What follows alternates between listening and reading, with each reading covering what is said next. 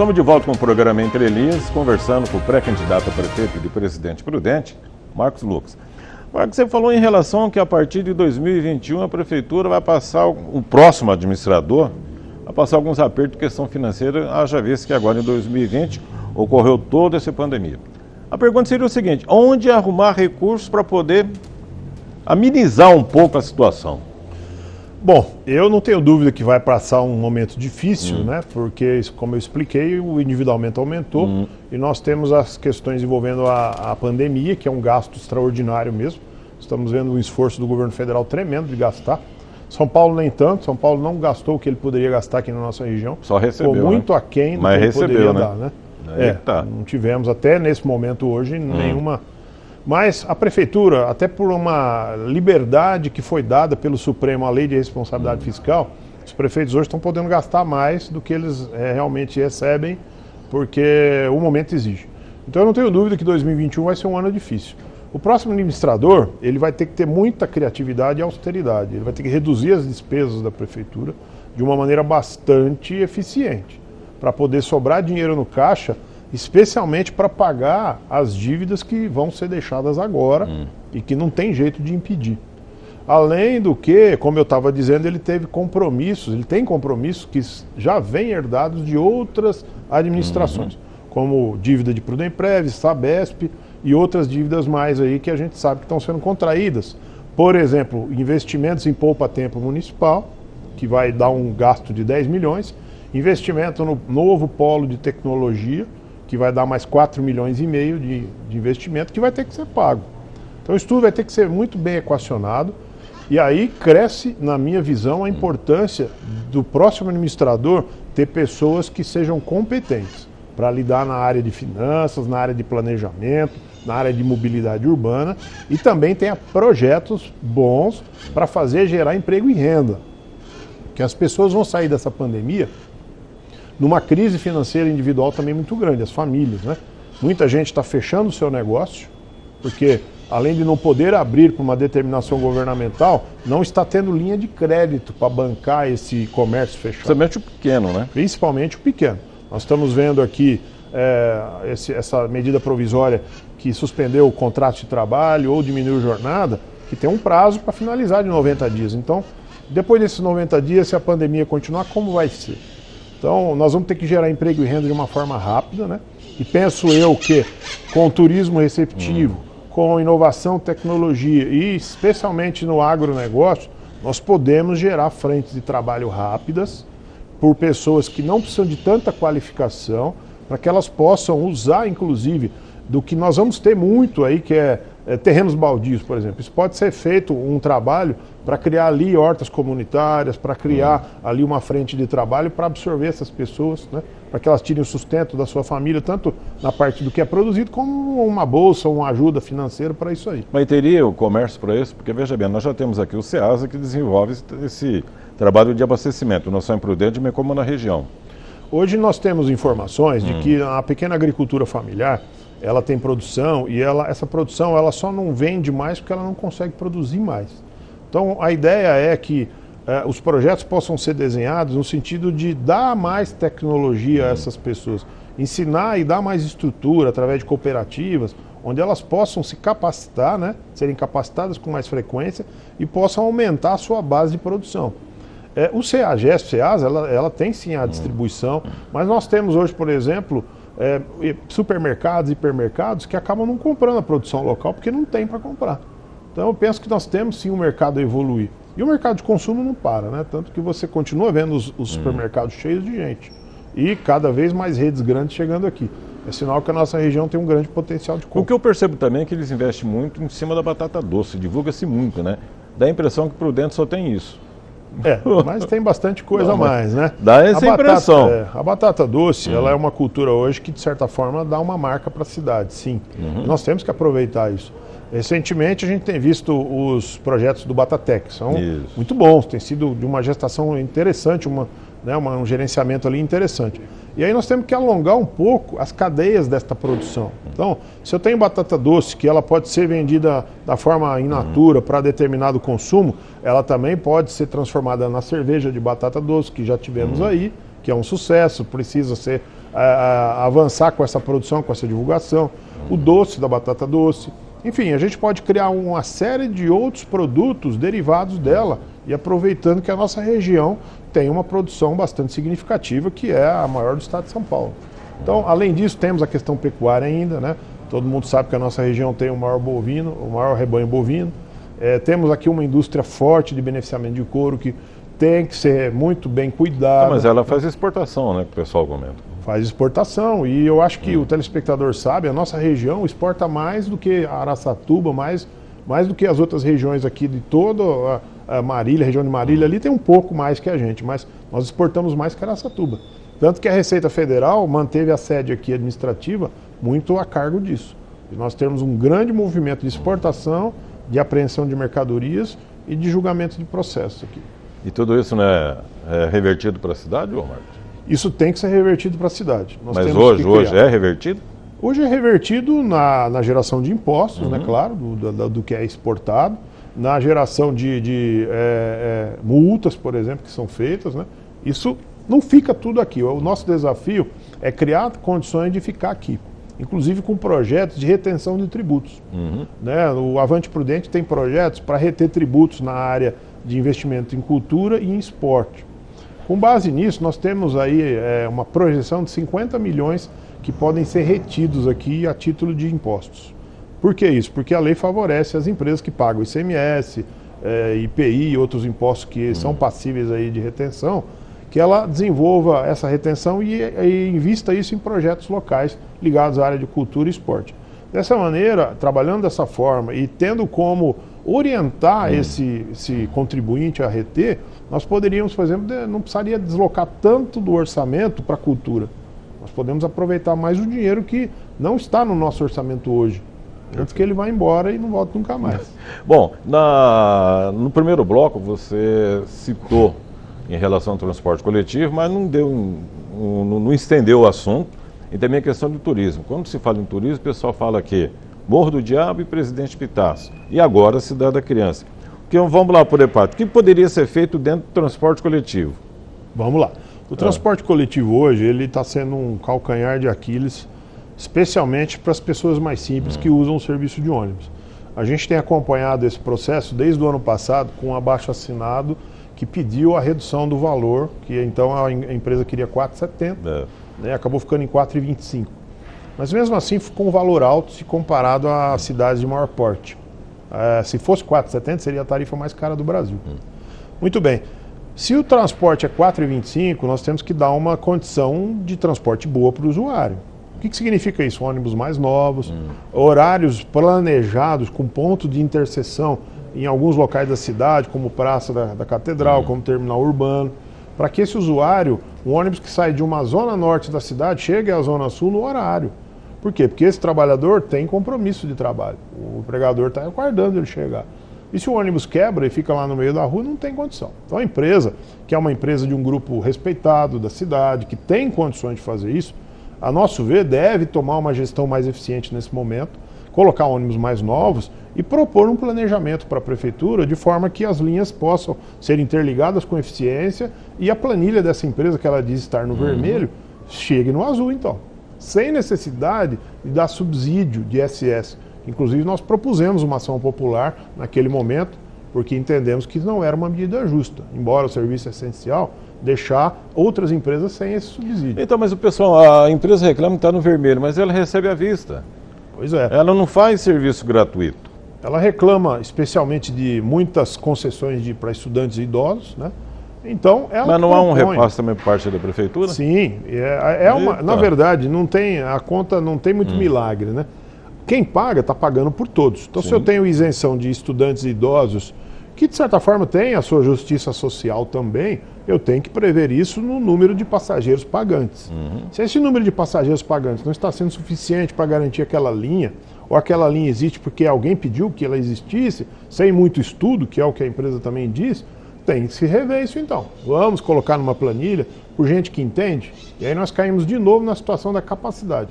Tem que ter alguém que faz essa gestão de forma com capacidade, não querendo colocar dificuldade para apresentar uma facilidade. é o que nós precisamos ter, seriedade e capacidade para ajustar o transporte público. E quem sofre é o trabalhador da ponta. Sim. O Avante Prudente ele tem um projeto do VLT. O que é o VLT? É o veículo leve sobre trilhos. É um trem de pequena proporção, né, que é feito pela iniciativa privada e pode usar a linha férrea que já existe aí. Essa linha férrea que passa ali no Distrito Industrial, por exemplo, margeia toda a Vila Marcondes, passando no terminal rodoviário e o Poupa Tempo, que ali precisamos de um estacionamento, de algum ponto de estação referente ali. Pode passar depois no terminal urbano, que é um terminal que precisa ser reformado, reformulado urgente. Ele é vergonhoso para a cidade. Depois a Praça da Bandeira, que segundo consta vai ser o camelódromo novamente. Depois passa na região das faculdades lá e vai margear toda a Avenida Perimetral. Seria um sistema intermodal que fala? Ou não? É um sistema intermodal. Porque você liga o sistema do urbano, o ônibus, com o LT. Mas ele vai margear toda a perimetral da JK, da Juscelino Kubitschek, ele pode ir até a Álvares Machado. Mas de onde que sairia esse dinheiro para fazer essa estrutura da linha férrea? A estrutura da linha férrea, ela pertence à Rumo, que é a atual concessionária do transporte ferroviário de São Paulo. Com essa renovação da concessão antecipada, a Rumo ela contraiu algumas obrigações. E ela já assumiu um compromisso aqui com a UEPP de colocar essa linha em ordem no trecho urbano, que para ela é barato. É capinar, é arrumar um trilho ou outro que está fora, é reconstruir uma erosão, o que seja.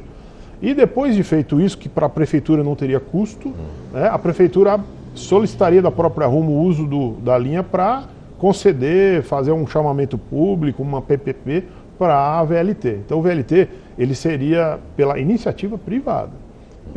Pelas condições do trem, que é adaptável à linha nossa que nós temos, nós estimamos que uma tarifa possa ser até mais barata do que o ônibus, o que seria muito bom sem uso de dinheiro da prefeitura. Só para o telespectador ter uma noção do que nós estamos falando aqui do VLT, do sistema intermodal, por exemplo, começaria lá na Polícia Rodoviária, faria todo o círculo da cidade, que dá em torno de 45 quilômetros, isso porque foi feito o levantamento em cima da JK, da Avenida Juscelino Kubitschek de Oliveira, que começa lá perto da Polícia Rodoviária, passa por toda a cidade, por fora, né?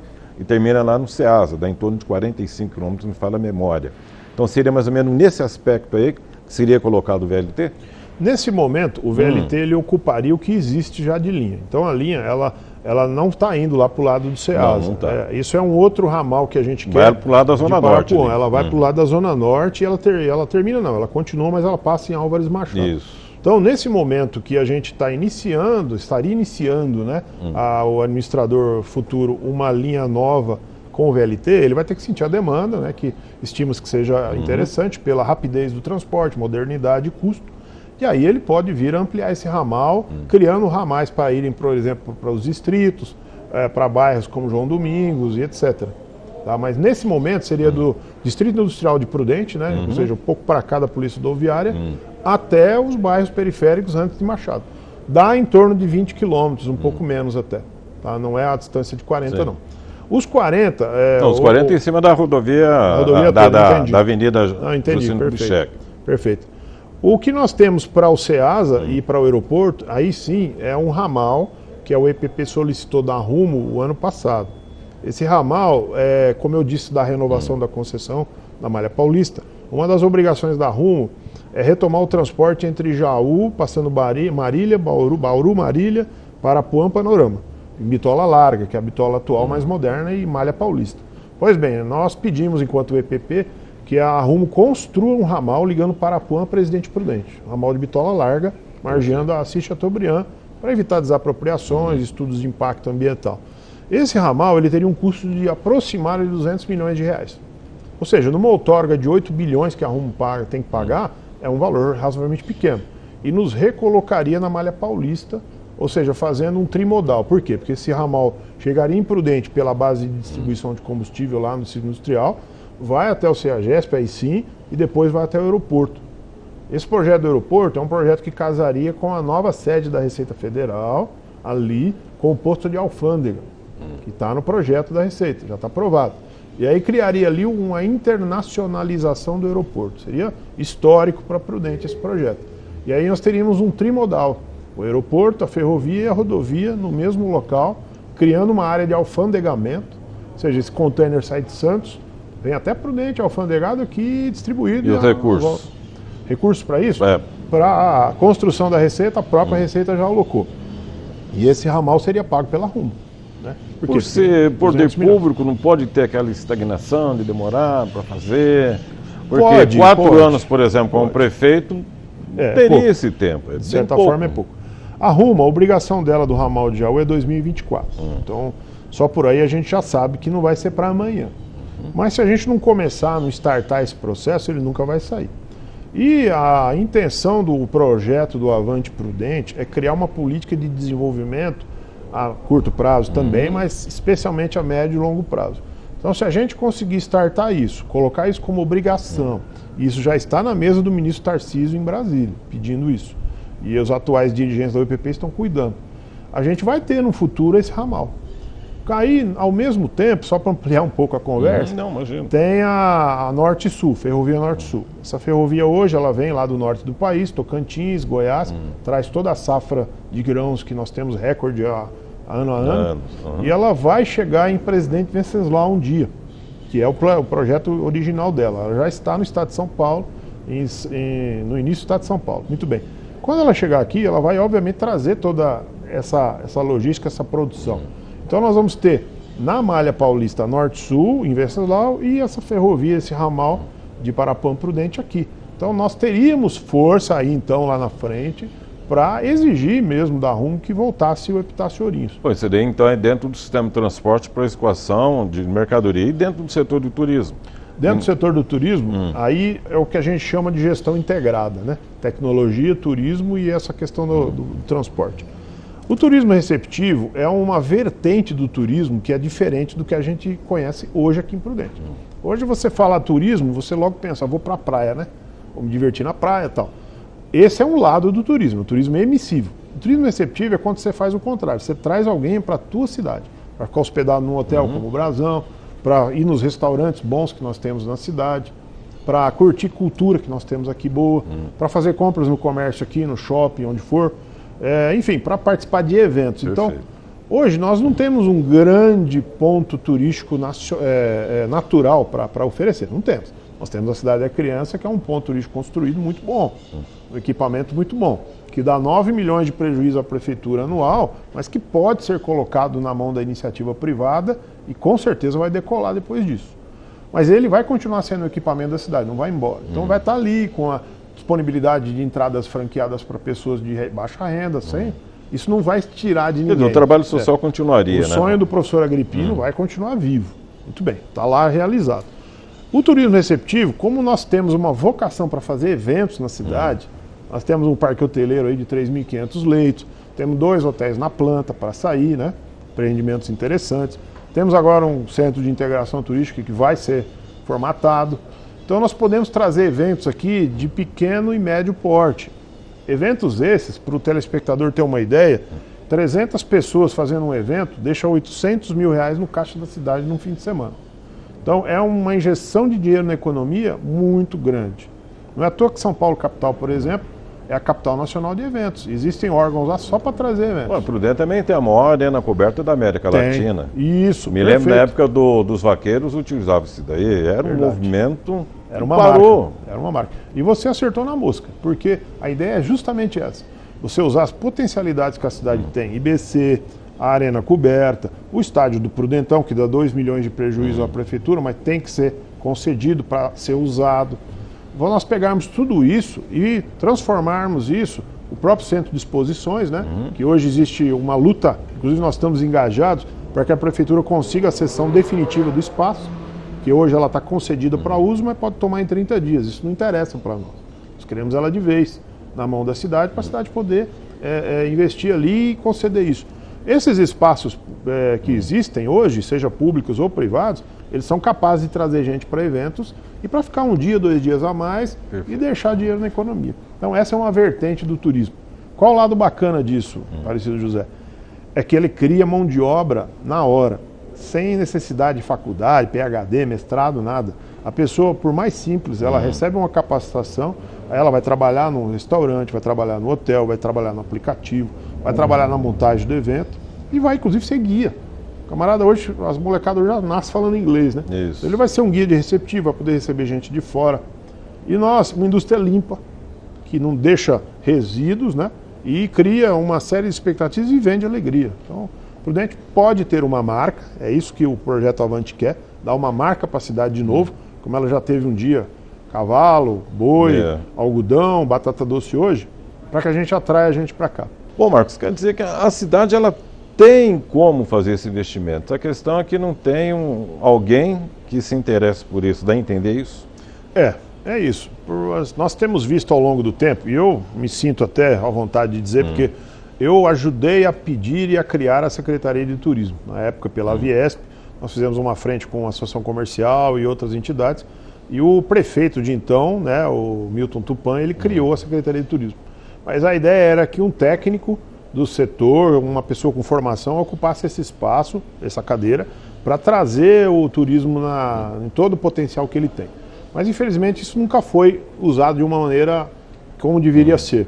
E hoje ela continua sendo algo que aí está... é o turismo lá, mas não tem a finalidade que ela precisa. Então nós precisamos que isso aconteça.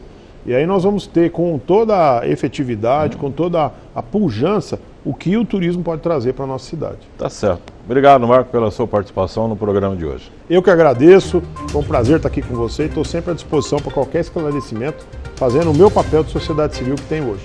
Tá certo. O programa Entre Linhas vai ficando por aqui.